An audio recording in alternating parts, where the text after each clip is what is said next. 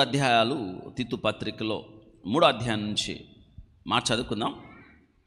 5వ వచనం,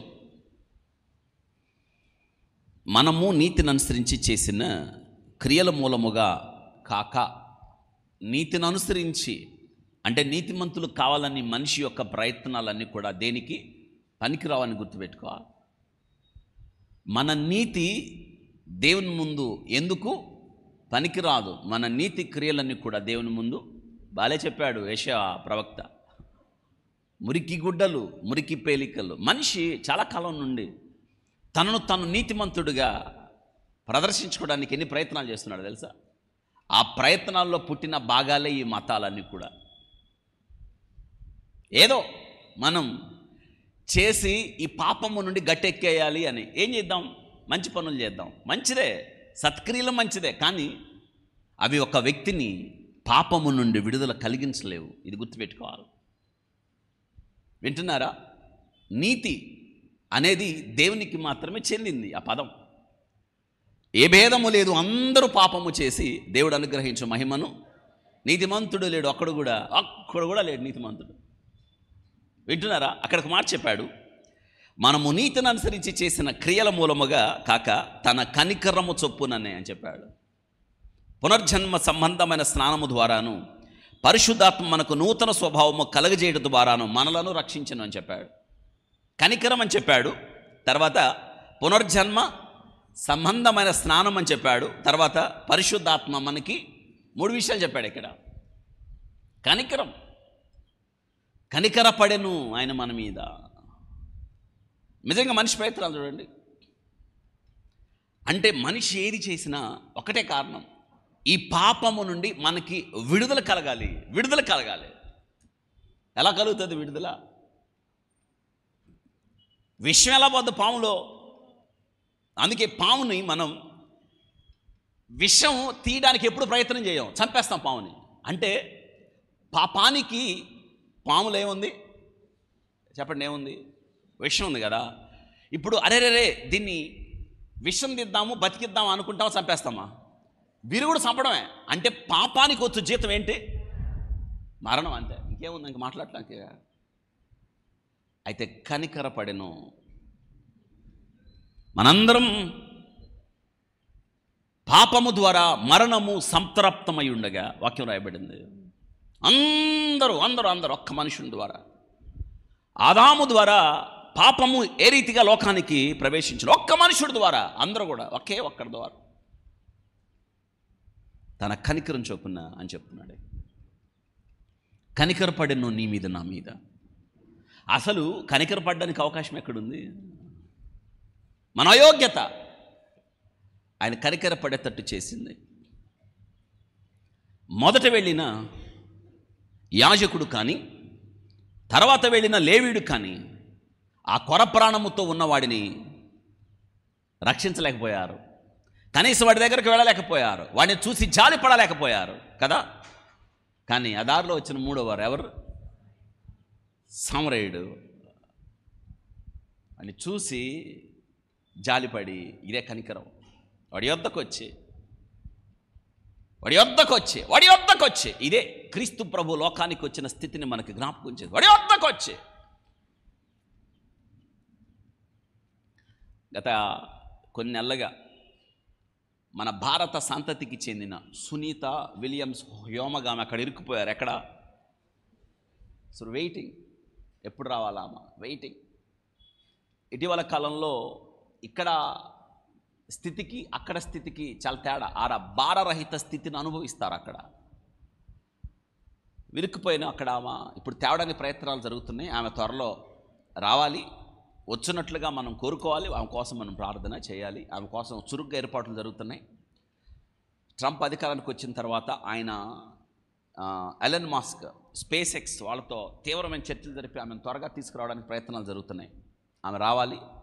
ఆమె కొరకు మనం ప్రార్థన చేయాల్సిందే. మన దృష్టికి వచ్చిన దేని కోసమైనా మనం ఏం చేయాలి? ప్రార్థన చేసి మనం వదిలిపెట్టాలి దాన్ని. వింటున్నారా?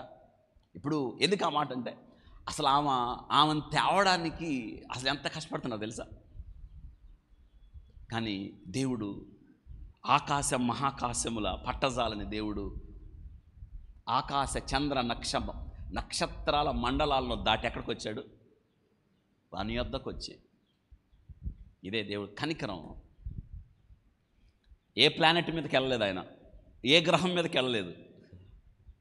అన్ని గ్రహాలతో కోట్ల కొలది నక్షత్ర మండలాలతో పోల్చినప్పుడు అసలు భూమి అనేది ఎక్కడుంది అంటే ఏమో, కానీ ఆ భూమి పైన తన పోలిక చొప్పున సృష్టించబడిన మానవుని వెతుక్కుంటూ ఆయన ఎక్కడికి వచ్చాడు? ఇదే కనికరం. కనికర సంపన్నుడు ఆయన. జాలిపడ్డాడు. అందుకే వాడి దగ్గరికి వచ్చి వాడి మీద జాలిపడి నూనె ద్రాక్షారసం పోసి వాడి గాయాలు తన వాహనం మీద, చెప్పండి ఏం చేశాడు? తన వాహనం మీద కనికరం. ఇదంతా కనికరమే. తన వాహనం మీద ఎక్కించుకోనేను, తన వాహనం మీద ఎక్కించుకోనేను. చెప్పండి ఏం చేశాను? తన వాహనం మీద ఎక్కించుకోనేను. తన వాహనం మీద ఎక్కించుకున్నాడు కదా. గాయపడిన వాడిని, కొరప్రాణంతో ఉన్నవాడిని తన వాహనం మీద ఎక్కించుకున్నాడు అంటే తన స్థానాన్ని వాడికి. కానీ క్రీస్తు ప్రభు ఏం చేశాడు తెలుసా? తన వాహనం మీద నిన్ను, నన్ను, నీ భారాన్ని, నా భారాన్ని, అందుకే బాప్తిస్మం ఇచ్చావు అన్న మాట చెప్పాడు. అదిగో లోక పాపములు మోసుకొని పోవు నిన్ను, నన్ను, సర్వ మానవాళిని ఆయన మోసిన దేవుడు ఆయన. చెప్పండి, మోసిన కనికరం. రెండో విషయం చెప్పాడు అక్కడ, పునర్జన్మ సంబంధమైన క్రీస్తునందు నూతన సృష్టి, బాప్తిస్మము. ఈరోజు మనం ఈ లోకంలో జన్మించడానికి శరీర సంబంధమైన జన్మ అయితే బాప్తిస్మము ద్వారా, పునర్జన్మ సంబంధమైన స్నానము ద్వారా మనకు నూతన స్వభావం అంటే బాప్తిస్మం ద్వారా, అనగా క్రీస్తునందు నూతన సృష్టి, పాతవి గతించెను. అనగా మన పాత స్వభావము, ఆదాము ద్వారా లభించిన స్వభావం, ఆదాము ద్వారా లభించినదంతా కూడా మనం పునర్జన్మ సంబంధమైన స్నానం ద్వారా మనం పోగొట్టుకున్నాం. నిన్నటి ఉదయాన నేను వాళ్ళ గుజరాతీస్ బాప్తిస్మం ఇచ్చాను మన వాడ్రేవ్లో నిన్న. ఆల్మోస్ట్ అలా ఇదే టయానికి ఉదయకాలం నేను ఆ రాత్రి తనతో మాట్లాడాను. మీ విశ్వాసం ఏమిటి? క్రీస్తు ప్రభుని ఎందుకు నమ్ముకోవాలనిపించింది మీకు అని అడిగాను నేను. తెలుగు రాదు అమ్మాయి. అడిగితే ఆ అమ్మాయి చెప్పింది ఏంటంటే, మా దానిలో పాపం పోవాలి అంటే మా శరీరాన్ని మేము నలగొట్టుకోవాలి. కానీ మా శరీరాన్ని మేము నలగొట్టుకోవడం ద్వారా, చాలా బ్యూటిఫుల్గా మాట్లాడింది అమ్మాయి, మా శరీరాన్ని మేము నలగొట్టుకోవడం ద్వారా పాపము పోదు అని మాకు తెలిసింది. ఎందుకంటే పాపముతో నిండిన ఈ శరీరం నలగొట్టుకోవడం ద్వారా ఏమైంది? అందుకే క్రైస్ట్ జీసస్, యేసుక్రీస్తు పరిశుద్ధుడు కాబట్టి పాపభరితమైన ఈ శరీరం కోసం పాపమెరుగని ఆయన ఏం చేయబడ్డాడు? I am the way. ఇది కనికరం, గుడ్ టెస్టిమనీ.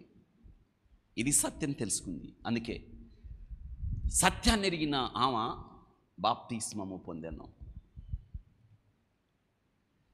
ఈ బాప్తిస్మం తీసుకోవడం ద్వారా నువ్వేమవుతావో తెలుసా అని అడిగాను నేను.